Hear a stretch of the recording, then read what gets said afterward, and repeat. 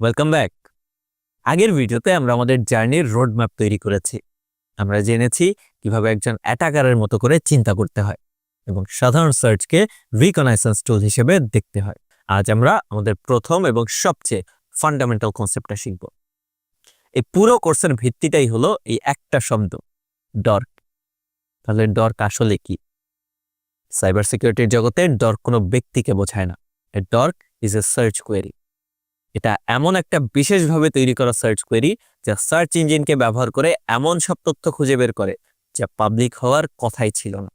এই ব্যাপারটার মূল ভিত্তি হলো আনইনটেন্ডেড ইনফরমেশন এক্সপোজার বা অনিচ্ছাকৃতভাবে তথ্য প্রকাশ হয়ে যাওয়া। ব্যাপারটা এভাবে ভাবতে পারো, এটা ট্র্যাডিশনাল হ্যাকিং নয় যেখানে কেউ তোমার সার্ভারের দেয়াল ভেঙে ভেতরে ঢোকে। ডর্কিং হলো এমন তথ্য খুঁজে বের করা যা তুমি নিজেই ভুল করে সদর দরজার বাইরে ফেলে রেখে এসেছো, আর সার্চ ইঞ্জিন সেটাকে ইন্ডেক্স করে ফেলছে। চলো একটা বাস্তব উদাহরণ দেখি যা তোমাদের মতো সফটওয়্যার কোম্পানিতে প্রায়ই ঘটে। ধরো তুমি ফাইন্যান্স ডিপার্টমেন্টে কাজ করো।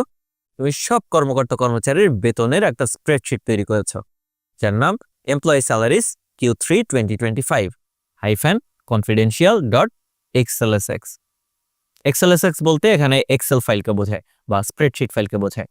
ফাইলটি সাময়িক শেয়ার করার জন্য তুমি ভুল করে সেটাকে কোম্পানির ওয়েবসাইটের একটা পাবলিক ফোল্ডারে আপলোড করে দিলে, যেখানে কোনো পাসওয়ার্ড প্রোটেকশন নেই। এখন গুগলের ক্রলার যখন তোমার ওয়েবসাইট ভিজিট করবে সে ওই পাবলিক ফোল্ডারটিও দেখবে এবং তোমার স্প্রেডশিট ফাইলটিকে ইন্ডেক্স করে ফেলবে। এখন সাধারণ ইউজার এই ফাইলটি কখনোই খুঁজে পাবে না, কিন্তু একজন অ্যাটাকার যে ডর্কিং জানে সে সার্চ করবে সাইট ক্লোন yourcompany.com বা তোমার কোম্পানির domain, file type colon XLSX অর্থাৎ Excel file, in text employee salaries.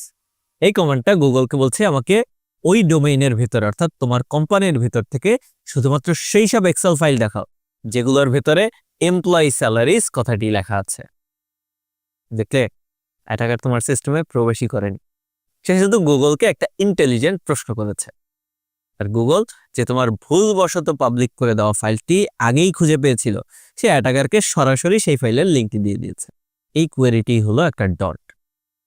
আর যে ইনফরমেশনটা এক্সপোজ হলো অর্থাৎ তোমার কনফিডেন্সিয়াল স্যালারি শিট, সেটাই হলো আনইনটেন্ডেড ইনফরমেশন এক্সপোজার।